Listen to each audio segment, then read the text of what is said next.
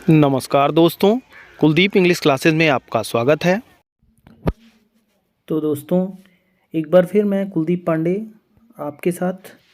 और आज 12th की आखिरी पोएम हम लोग डिस्कस करने जा रहे हैं। 6th पोएम है आंट जेनिफर्स टाइगर्स। इससे पहले और सारे पोएम्स के वीडियोस ऑलरेडी अपलोड किए गए हैं, तो आप बाकी के भी वीडियोस देखने के लिए आप उन वीडियोस को देख सकते हैं। निश्चित तौर पे आपके लिए हेल्पफुल होंगी। और ये भी पोएम जो है बहुत ही इम्पॉर्टेंट है। 12th की एक सबसे बड़ी चीज़ मैंने देखा है, जितनी भी पोइट्री है वो डिफरेंट डिफरेंट थीम लेकर के चलती है। तो ये 6वीं पोएम जो है ये भी बहुत ही अच्छी है आंट जेनिफर्स की, जो एक अलग थीम लेके चलती है। जो ये पोएम कहीं ना कहीं इर्द गिर्द घूमती है किसके, उस दौर की जो 1950s की जो फीमेल थी। खाली हिंदुस्तान में ही नहीं बल्कि ऑल ओवर वर्ल्ड की मैं बात करूं, क्योंकि एंड्रे रिच भी यूएसए की पोएट रही हैं। तो ये कहीं ना कहीं ये जो फील करती हैं उसको हम देखने को मिलता है। फीमेल को इतनी अपॉर्चुनिटी पूरे वर्ल्ड में नहीं थी, खाली हिंदुस्तान में नहीं, पूरी दुनिया में। तो उनको वो इक्वालिटी या वो अपॉर्चुनिटी नहीं मिलती थी, वो कहीं ना कहीं सप्रेस थी। जो मेल डोमिनेटिंग सोसाइटी में वो कहीं ना कहीं दबी हुई थी। ठीक है, तो ये आंट जेनिफर्स टाइगर्स जो है ये लिखी हुई है एंड्रे रिच की, जो 1929 में पैदा हुई थी। और 2012 में इनकी डेथ हो जाती है। 2012 में इनकी डेथ होती है। और ये जो पोएम है वो 1951 में लिख आई थी, 1951 में। ठीक है, ये पोएम 1951 में। ठीक है, ये एक कलेक्शन थी। वो कलेक्शन थी अ चेंज ऑफ वर्ल्ड। एक कलेक्शन थी a change of world, W, ठीक है, WORLD वर्ल्ड। ये एक कलेक्शन थी 1951 में, और इसी में ये पोएम पब्लिश की गई थी, आंट जेनिफर्स टाइगर्स। ये फीमेल राइटर बहुत बड़ी फेमिनिस्ट थी। फेमिनिस्ट का मतलब होता है कि जो महिलाओं पे ज़्यादा लिखने वाली जो होती हैं, महिलाओं की पक्षधर आप कह सकते हैं। और एसेइस्ट भी थी, अमेरिकन पोएट भी। मेल फीमेल दोनों के लिए पोएट लिखा जाता है। फीमेल राइटर हैं, ये भी याद रखिएगा। यहाँ तो सी लिखा ही है, कहने सुनने की कोई बात नहीं है। ठीक है, तो बात करते हैं इनके बारे में। और बहुत ज़्यादा बात नहीं करेंगे, बस क्योंकि राइटर से रिलेटेड बहुत ज़्यादा नहीं आता है, क्योंकि इसलिए पोइट्स की बात करनी ज़रूरी होती है। तब आप उनके क्रिएशन को बहुत अच्छे से समझ सकते हैं, उस पोइट्री में उनकी गहराई को आप महसूस कर सकते हैं। क्योंकि कहीं ना कहीं जितने भी राइटर हैं उनकी जो भी क्रिएशन होती है वो उनके लाइफ के इर्द गिर्द जरूर मूव करती है। तो एंड्रे रिच के भी लाइफ से इर्द गिर्द करती हुई आंट जेनिफर्स टाइगर्स जो ये भी पोएम है वो है। इससे पहले 10th में भी आप देखे होंगे एक पोएम थी, ट्रीज पोएम इनकी लिखी हुई, जो वो भी बहुत अच्छी पोएम थी, जो कहीं ना कहीं महिलाओं को ही बताती है कि वो फीमेल किस तरह से सोचती हैं। तो अब बात करते हैं थोड़ा सा इस पोएम के थीम के बारे में। और बेसिक जो थीम है आंट जेनिफर्स टाइगर्स, ये कहीं ना कहीं बताती है कि जो टाइगर है वो रिप्रेजेंट करता है किसको, इनके ड्रीम को। जो ड्रीम है, जो डिज़ायर हैं। ठीक है, तो कौन सी ड्रीम है, कौन सी डिज़ायर है? फ्रीडम, फ्रीडम, इक्वालिटी जो ये चाहती हैं, जो चाहिए, रिस्पेक्ट चाहिए। तो वो कहीं ना कहीं चूंकि कर तो पा नहीं रही हैं। अब एक बात और आप समझिएगा, आंट जेनिफर को जो है, इसमें दो चीज़ें हैं, एक दो कैरेक्टर आप समझिएगा। एक तो आंट जेनिफर एक फीमेल का डिस्क्रिप्शन है, एक महिला है बूढ़ी, उनके टाइगर्स। तो ये टाइगर्स कोई जिंदा टाइगर थोड़ी ना है कि वो जिंदे टाइगर की बात कोई की जा रही है कि आंट जेनिफर ने उनको पाल रखा है, ऐसा कुछ नहीं है। एक पर्दे पे, कपड़े पे कर्टेन आप समझ सकते हैं, उस कर्टेन पे टाइगर्स उन्होंने एम्ब्रॉयडरी किया हुआ है, मतलब उस पे कढ़ाई बुनाई से उन्होंने टाइगर्स के इमेजेस बनाए हैं उस कर्टेन पे। अब ये इमेजेस क्या शो करते हैं? तो ये जो टाइगर्स है वो कहीं ना कहीं आंट जेनिफर को, और आंट जेनिफर किसको रिप्रेजेंट कर रही हैं? 1950s की जितनी महिलाएं थीं, पूरी फीमेल सोसाइटी को रिप्रेजेंट कर रही हैं, क्योंकि उस दौर में इनको समाज में न इक्वलिटी थी, न इनको वो फ्रीडम थी, क्योंकि मेल डोमिनेटिंग सोसाइटी थी। मतलब पूरी तरह से पुरुषों का प्रभुत्व था, और महिलाओं को सिर्फ इतना ही दिया जाता था कि ठीक है भैया शादी करो, आओ चार दीवारी में बंद रहो, अपना खाना पकाना जो काम है वो नॉर्मल करो, इनको ना। अच्छा, ये इंडिया में नहीं था, पूरे वर्ल्ड की मैं बात कर रहा हूँ। मतलब एडुकेशनल फील्ड में भी इनको कोई अपॉर्चुनिटी नहीं थी, पॉलिटिकल फील्ड में इनको अपॉर्चुनिटी नहीं थी, फिर सोसाइटी में भी बहुत ज़्यादा इक्वलिटी नहीं थी इनको। तो ये तमाम ऐसी प्रॉब्लम थी महिलाओं के साथ जो 1950s में बहुत ज़्यादा थी। और उस दौर में खाली एंड्रोने रिच नहीं, बल्कि इनके इर्द गिर्द और भी कई ऐसी फीमेल पोएट थीं जिन्होंने महिलाओं की दशा को हाईलाइट करने की कोशिश की है। एक बात और मैं बताऊं कि ऐसा नहीं था कि बहुत ऐसी थी जिनको राइटिंग में तो वो तो फीमेल की जगह मेल नेम इस्तेमाल करके अपने क्रिएशन को पब्लिश उन लोगों ने करवाया है। तो ये हाल था उस दौर का, जो 1950s के दौर में महिलाओं की कंडीशन थी। कहीं ना कहीं ये पोएम हाईलाइट करती है उस दौर की महिलाओं की दशा को, जो हम देखेंगे, और उस समय की महिलाएं क्या इच्छा करती थीं, क्योंकि मन में तो उनके भी था ना कि भाई उनको भी इक्वलिटी मिले, उनको भी फ्रीडम मिले, उनको भी वो आज़ादी हो जो सबको मिल रही है। लेकिन ऐसा तो था नहीं। तो अपने उस जो डिज़ायर है, उस डिज़ायर को दबाने के लिए वो कहीं ना कहीं कुछ ना कुछ क्रिएशन में इन्वॉल्व हो जाती थी। कोई पेंटिंग कर रहा है, कोई कुछ काम कर रहा है, कोई कुछ कर रहा है, तो कहीं ना कहीं उनके क्रिएशन से ज़रूर ये दिखता था कि अगले का डिज़ायर क्या है, अगले की इच्छा क्या है, अगला चाहता क्या है। वो सब कुछ कहीं ना कहीं उसके क्रिएशन में दिखता है। तो आंट जेनिफर हैं तो पोएट, एंड्रोने रिच, तो इन्होंने एक कैरेक्टर को ले लिया, आंट जेनिफर को ले लिया, रिप्रेजेंट करने के लिए किसको? फीमेल को। कब की? 1950 की, क्योंकि वो भी उसी दौर की थी। तो आंट जेनिफर ने, पोएम को और पढ़ेंगे तो बाकी थीम क्लियर हो जाएगी, लास्ट में हम लोग डिस्कस कर लेंगे जो थोड़ा बचेगा, और फिर उसके बाद लास्ट में हम फिगर ऑफ स्पीच भी डिस्कस करेंगे। तो अगर अभी तक आप चैनल को सब्सक्राइब नहीं किए हैं तो प्लीज़ सब्सक्राइब कर लीजिए और अपने दोस्तों में शेयर भी करिएगा, और निश्चित तौर पे हेल्पफुल वीडियो होने लगी, और एंड तक जरूर देखिएगा, ठीक है। तो अब हम बात करते हैं कि अब ये जो टाइगर है वो कहीं ना कहीं रिप्रेजेंट कर रहा है किसको? आंट जेनिफर की इच्छाओं को, क्योंकि वो तो भाई अपने घर परिवार में, अपने समाज में दबी हैं, अपनी जिम्मेदारियों में उलझी हुई हैं, उनको ना कोई आज़ादी है, ना कोई फ्रीडम है।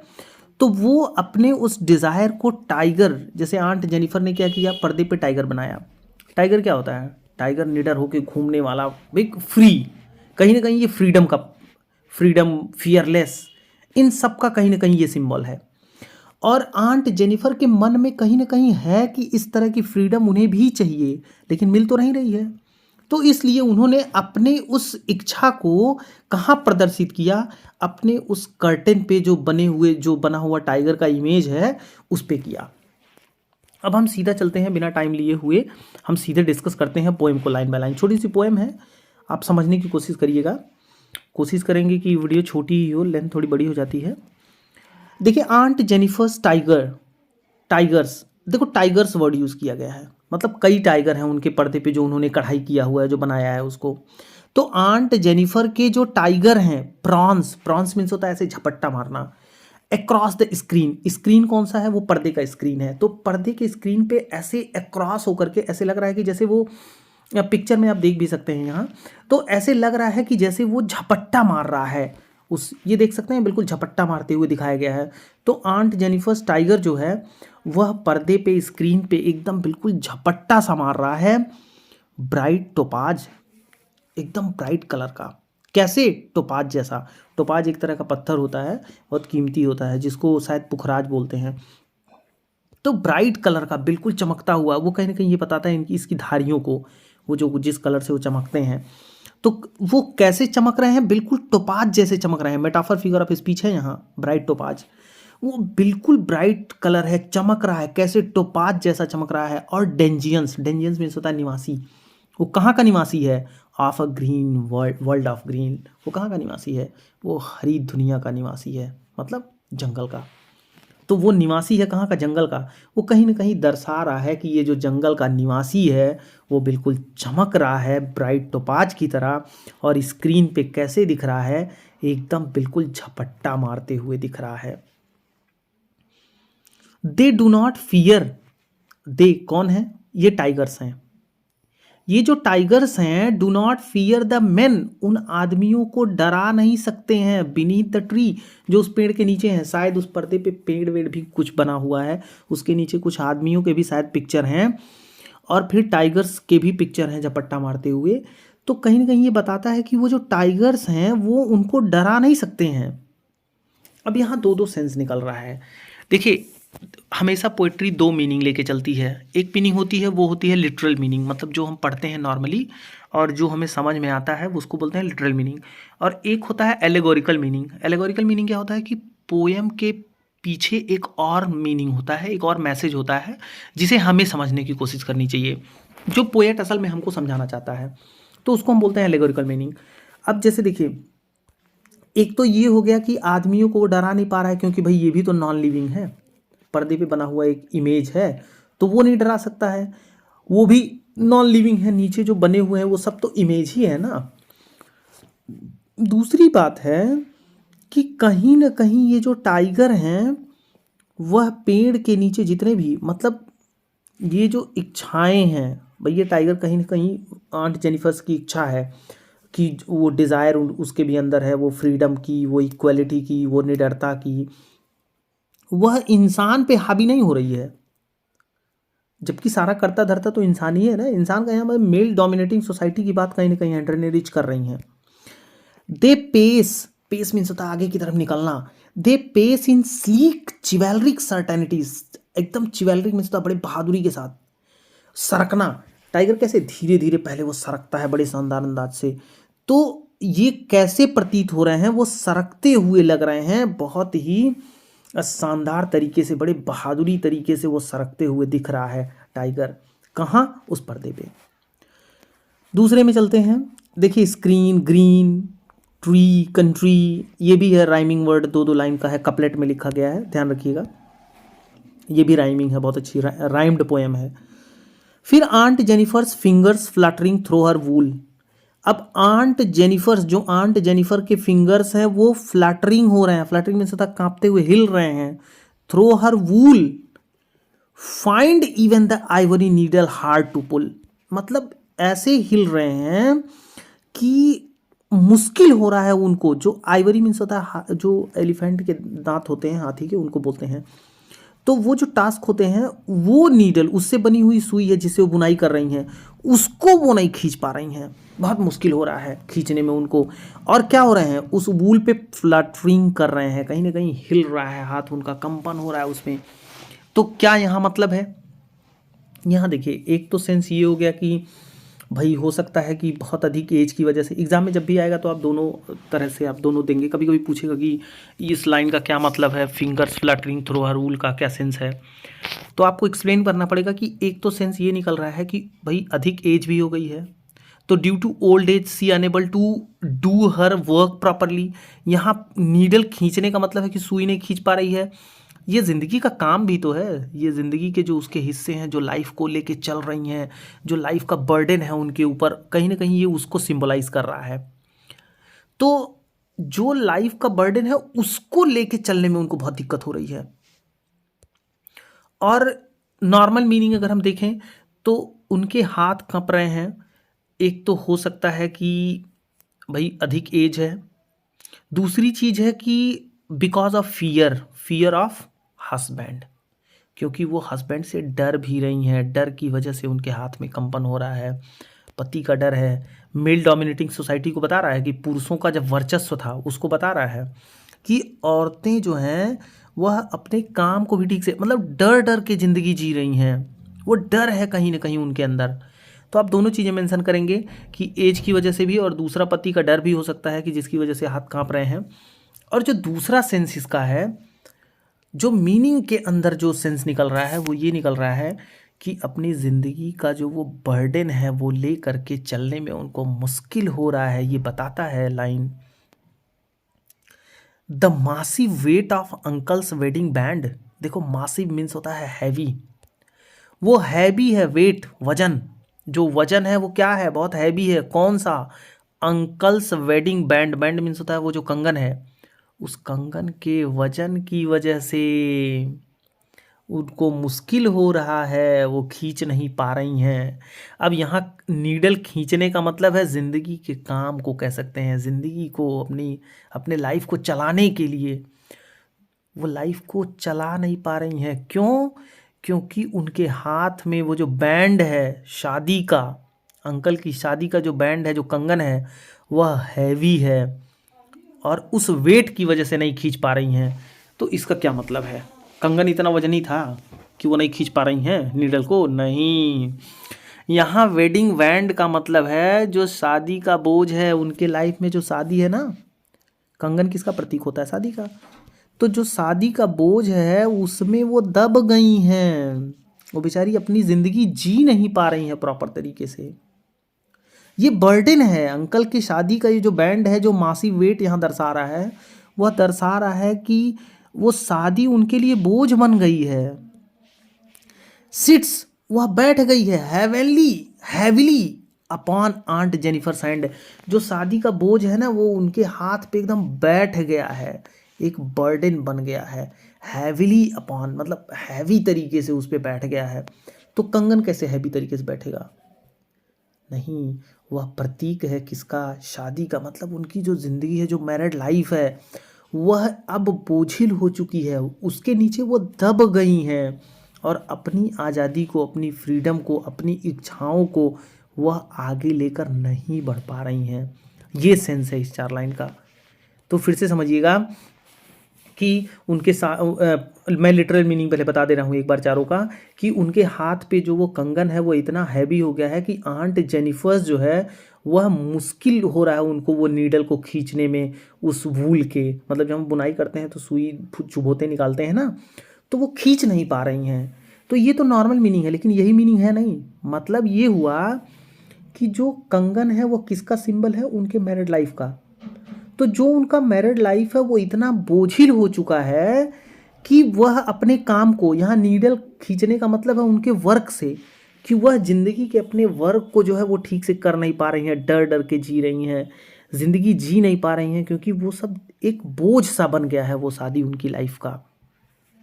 उनके पास कोई फ्रीडम नहीं है, कोई आज़ादी नहीं है। जैसा कि मैं पहले ही शुरू में ही बता दिया कि ये कहीं ना कहीं वो बताता है कि महिलाओं की उस समय दशा क्या थी।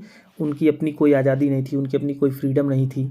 ठीक है, अच्छा अब देखो आगे चौथी लाइन में कहता है व्हेन आंट इज डेड, जब आंटी मरेंगी, her terrified hands will lie still ringed with ordeals she was mastered by. बहुत बढ़िया लाइन है। कहता है आंटी की जब डेथ होगी ना, तो उनके जो टेरिफाइड हैंड हैं, टेरिफाइड मीन्स होता है वो जो डरे हुए हाथ हैं, आंट जेनिफर की जब डेथ होगी, जब वो मरेंगी, तो वो जो डरे हुए हाथ हैं वैसे ही पड़े रहेंगे, स्टिल रिंग्ड, वो वैसे ही रहेंगे, रिंग में पड़े रहेंगे। अब देखिए रिंग्ड का मतलब होता है सर्कल। अभी मैं मतलब इसका बताऊंगा क्लियर क्या होता है, पहले ऊपर लिटरल मीनिंग समझिए कि जब आंट मरेंगी तो उनका जो टेरिफाइड हैंड है, जो उनका डरा हुआ हाथ है, वह अभी भी वैसे ही पड़ा रहेगा, रिंग्ड, अभी भी सर्कल में रहेगा। कौन से सर्कल में? With ordeals she was mastered by, मतलब उसमें पड़ा रहेगा कि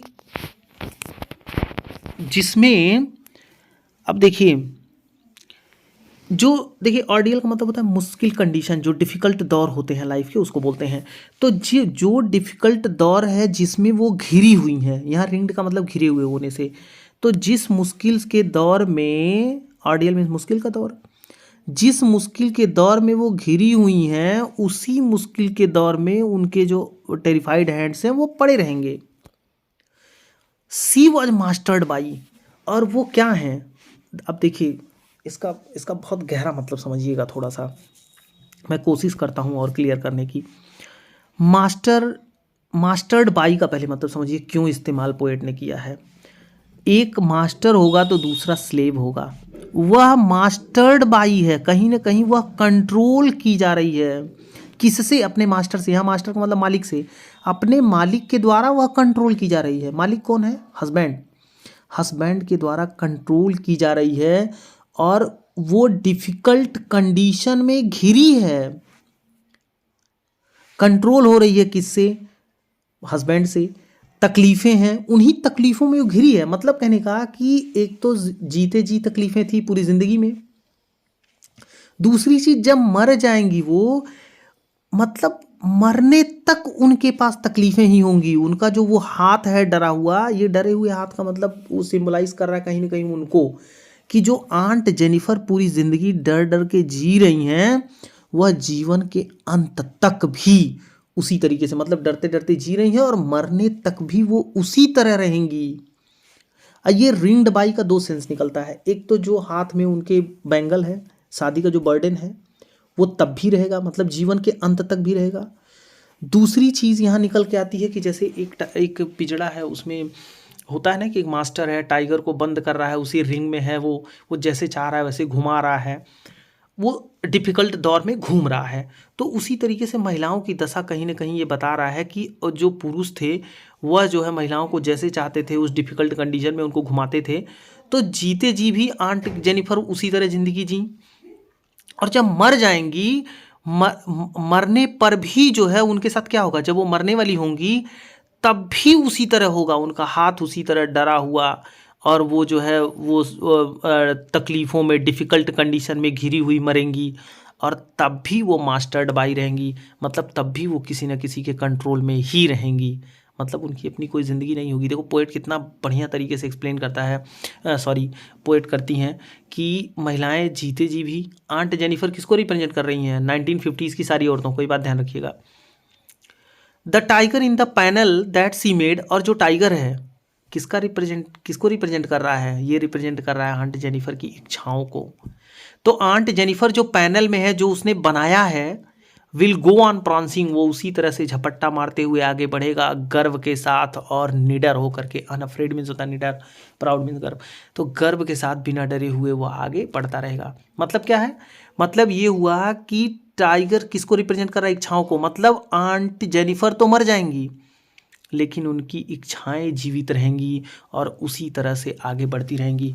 तो वो जो पर्दे पे बना हुआ टाइगर का जो वो साइन है, वह उनकी इच्छाओं को दर्शा रहा है। वो मर जाएंगी लेकिन उनकी इच्छाएं जीवित रहेंगी। अब बिना टाइम लगाए हम लोग थोड़ा सा फिगर ऑफ स्पीचेस को डिस्कस कर लेते हैं फटाफट। तो सबसे पहला जो है ये देखिए, आंट जेनिफर जो है, Aunt Jennifer's tigers prance across a screen, bright topaz, मैंने पहले ही बता दिया मेटाफर है। मेटाफर फिगर ऑफ स्पीच क्या होता है कि जब कंपेयर किया जाता है तो ये ब्राइट टोपाज जो है उसके कलर से कंपेयर किया जा रहा है टाइगर के, ठीक है, तो मेटाफर होता है। डायरेक्ट कंपैरिजन जब होता है। दूसरी चीज़ दे शुरुआत में ही दिया है, जब ऊपर नीचे की 2 लाइन या 3 लाइन में एक ही वर्ड से लाइन स्टार्ट हो, उसको बोलते हैं एनाफोरा। एनाफोरा, ठीक है, बहुत अच्छा फिगर ऑफ स्पीच है एनाफोरा, याद रखिएगा, ये बोर्ड एग्जाम में काम आएगा। इसके बाद फिर और हम देख लेते हैं एलिट्रेशन। मैंने आपको कई जगह बताया है एलिट्रेशन क्या होता है। देखिए यहाँ फिंगर्स फ्लटरिंग, एफ रिपीट हो रहा है, ये एलिट्रेशन है, ठीक है। और एक बहुत बढ़िया फिगर ऑफ स्पीच है ये टेरिफाइड हैंड्स, इसको समझने की ज़रूरत है। टेरिफाइड हैंड्स में 2 फिगर ऑफ स्पीचेस हैं। एक तो है personification, TION,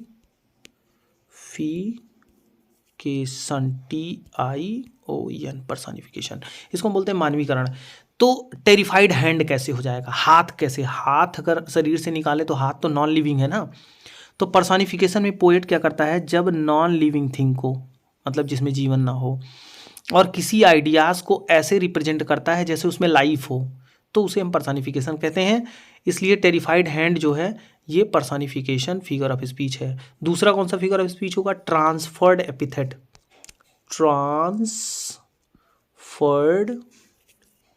transferred epithet, API थेट, ट्रांसफर्ड एपिथेट, ये क्या होता है? जब पोएट एक काम को किसी दूसरे में ट्रांसफर कर देता है। जैसे यहाँ टेरिफाइड हैंड्स थोड़ी ना है, भाई टेरिफाइड मीन्स डरा हुआ। डरा हुआ कौन है? Aunt Jennifer. तो जो आंटी हैं जेनिफर हैं वो डरी हुई हैं, लेकिन उनके डर को पोएट ने ट्रांसफर कर दिया किस में? उनके हाथ में। तो इसलिए ट्रांसफर एपिथेट है। एग्जाम में दोनों में से कोई भी आप लिख सकते हैं, और अगर ऑप्शन में कोई एक मिलेगा तो उसको आप लगा दीजिएगा, टेरिफाइड हैंड्स को। ठीक है, फिर प्राउंसिंग प्राउड में आ जाइए। यहाँ भी आप देख लीजिए पी रिपीट हो रहा है, तो यहाँ भी एलिट्रेशन हो जाएगा।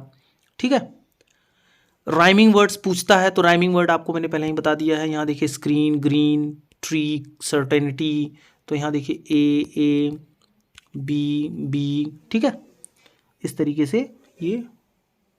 ठीक है, फिर तो हमें उम्मीद है कि आपको बात समझ में आई होगी, और आप वीडियो को अगर अच्छी लगे तो लाइक करिएगा, दोस्तों में शेयर करिएगा, और वीडियो के साथ, चैनल के साथ बने रहिएगा। और भी मैं बहुत सारे वीडियोस लेके आऊँगा आपके लिए जो board examination point of view से काफ़ी अच्छे होंगे। ठीक है, एक वीडियो मैं अकेला बनाऊंगा सिंगल, की जिसमें हम इम्पॉर्टेंट बोर्ड के क्वेश्चंस डिस्कस करेंगे इस पोइट्री से रिलेटेड जितने भी होंगे। अगर और कुछ वीडियोस की आपको ज़रूरत होगी तो आप हमें कमेंट करिएगा, निश्चित तौर पे उस पर हम बनाने की कोशिश करेंगे। Thank you.